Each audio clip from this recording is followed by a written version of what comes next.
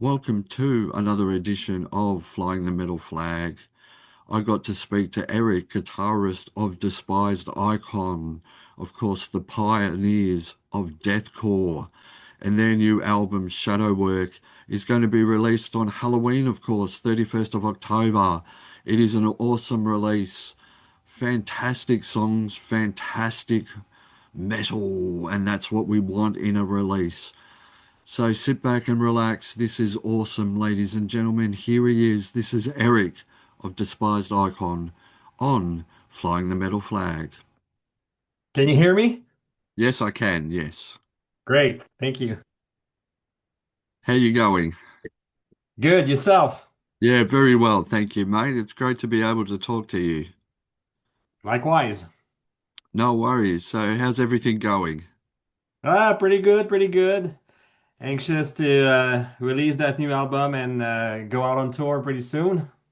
Oh, fantastic. Well, first of all, I've got to congratulate. Well, welcome to this show. It's called Flying the Metal Flag, and Nice. it's a great honor to have you on the show. So congratulations on this new album. It's been like 6 years in the making. It must be great to actually have it ready to be released soon. Yeah. Well, first of all, thanks for having me. And yeah, that's very true. It's been 6 long years since we released an album. So, as we say, it's about time. But yeah, I guess a lot of things happened in the past 6 years, mostly in everyone's lives around the world with the pandemic. So that had its effect on our creative process and uh, recording process as well. So and then I don't know, we just decided to take our time and put it out in the world when the time was right, and that's about right now. So has that been a really good thing to actually really work on this album, you think? Yeah, for sure, because I guess it allowed us to maybe um, internalize and exteriorize some of the stuff we've been going through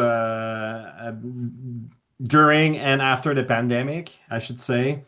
And just writing music and recording music is just a great outlet overall for expressing emotions and whatnot. So yeah, I think it's something very positive for everyone in the band. I Yeah, mean, yeah, playing shows beautiful. is fun, but from time to time, it's nice just to sit down and be creative.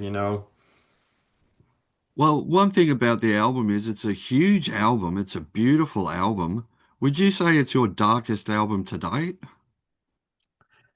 Um, I don't know about that, but I mean, I've been doing a couple of interviews lately, and it seems so because this is a recurring question or theme I'm getting.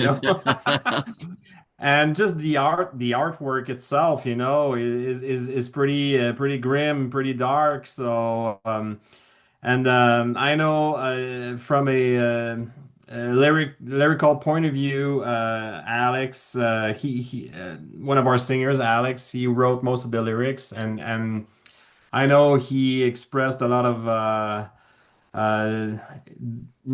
like inner, deep, dark emotions. So.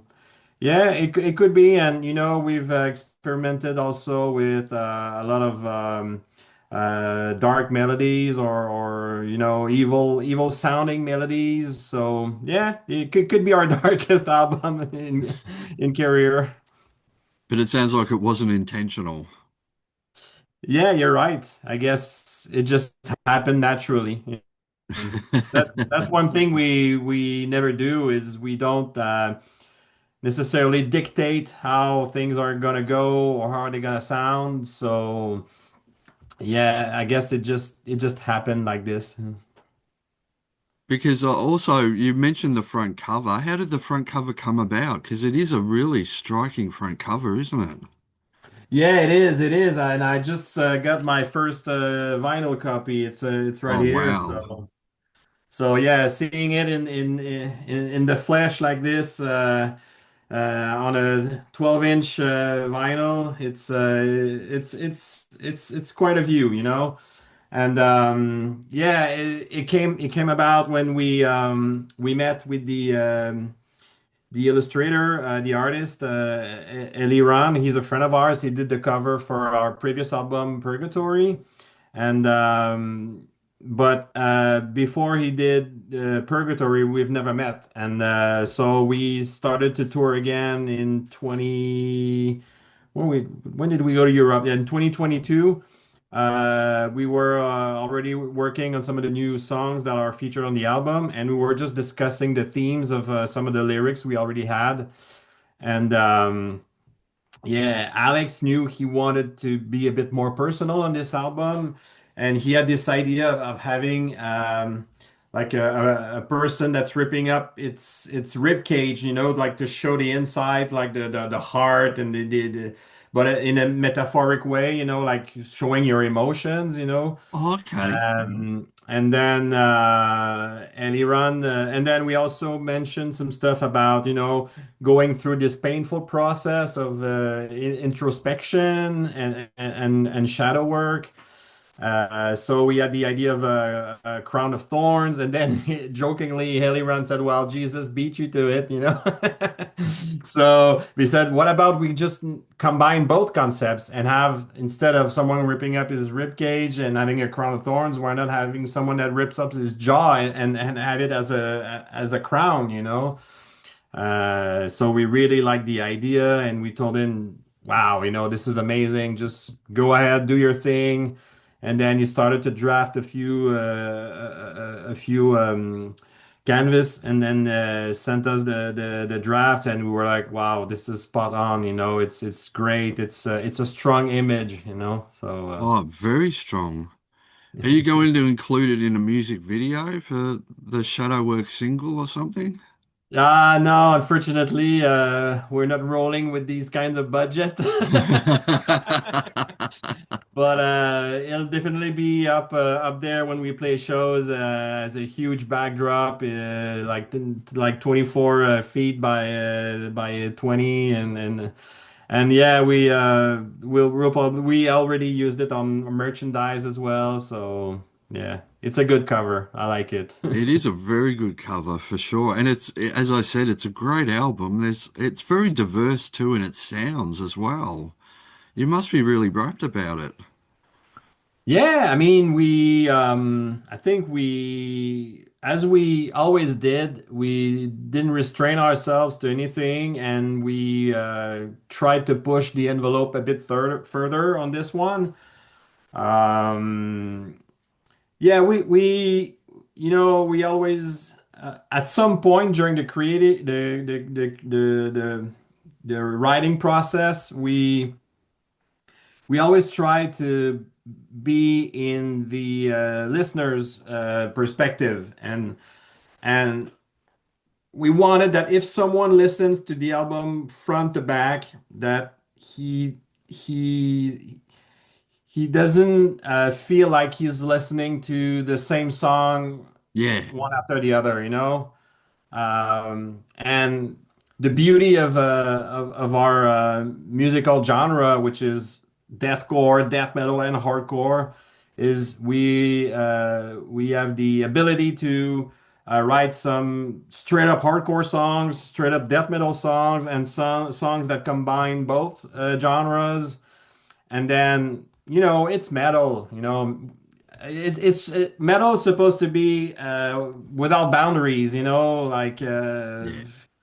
free spirited, you know. So if we feel like we can integrate some keyboards on the song or orchestration, we will do it, you know. If we want to say one line with clean vocals, we'll do it, you know. We don't restrain ourselves to anything. Oh, it's fantastic, mate. You guys have done a great job with it. So I've got to ask you, You've had some great bands come out of Canada. So what's the metal scene like in Canada? Well, I don't know about today because I'm not used to go out as much and go to shows, but I remember when we started out 20 something years ago, many bands were coming out of Montreal, many international bands like Voivod, Cryptopsy, Gorguts. Um, and then the newer generations like Beyond Creation so yeah it's been a while since I've seen a big change in the Montreal scene but yeah I don't know what's with Montreal and Quebec or French Canada at all. There's something in the water here I guess. Oh, that's good. That's good at least. I have to just briefly make mention too. I'm just going to take a punt that you're into ice hockey, are you? Yes, of course. Well, I actually barrack for Montreal, just quietly. Do you barrack for Montreal? If I what? I'm sorry, I didn't Do you catch barrack that. for Montreal in ice hockey? Oh yeah, for sure. Montreal Canadiens is my team. You know, it's always been since I'm a kid. Yeah, well, I actually barrack for them too. So Nice. yeah, I just wanted to sneak that in as well. Yeah, I've always Nice. barracked for them. And we're Yeah. doing great so far. This new season is just starting great. I mean, just two losses out of 7 or 8 games now. So yeah, we're second in the Eastern Division. So Oh, yeah. everything's going good. Yeah. Yeah, very, very much young players, but definitely, I think in a couple of years, we're bound for a Stanley Cup. Oh, beautiful. Because I was upset a couple of years ago when we didn't get it. Yeah, that was during the pandemic. It was weird, like they switched up the divisions, so we only played against Canadian teams at first, but yeah, I guess we were no match for the Tampa Bay's Lightning. Yeah, I know. They were pretty superior back then, though, weren't they? Oh, yeah. Yeah, I love ice hockey. It's a great sport, isn't it? It is. It is. Yeah. And Um, just we won the Four Nations game last February, so Canada did beat the US. yes. Showed them who invented hockey. Exactly. Oh, fantastic.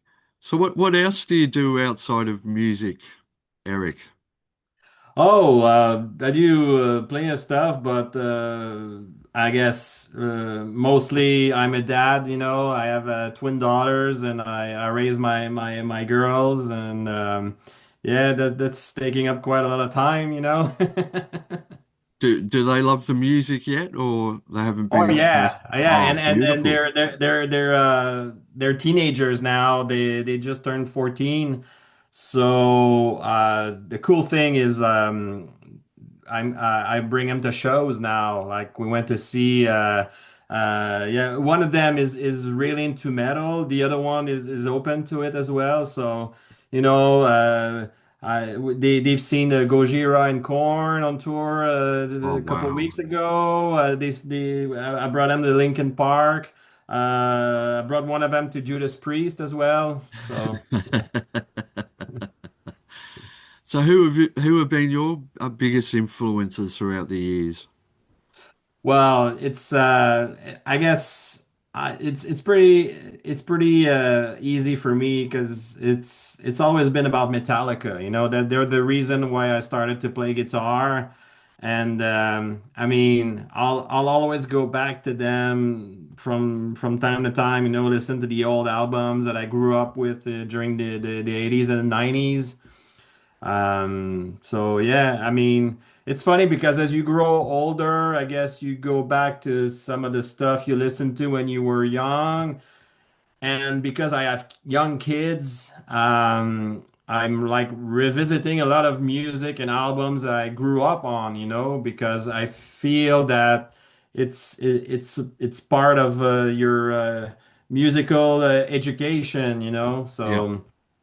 So yeah, and I've been listening to a lot of 90s grunge lately because my kids they're so into like bands like Alice in Chains and Soundgarden and all those great grunge bands from the 90s, you know. So Oh, fantastic. Yeah, Metallica still know how to do it though, don't they?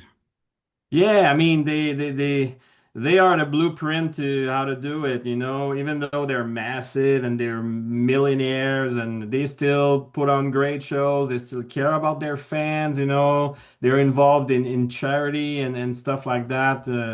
So yeah, just yeah, I guess I'll always look up to them, you know. So.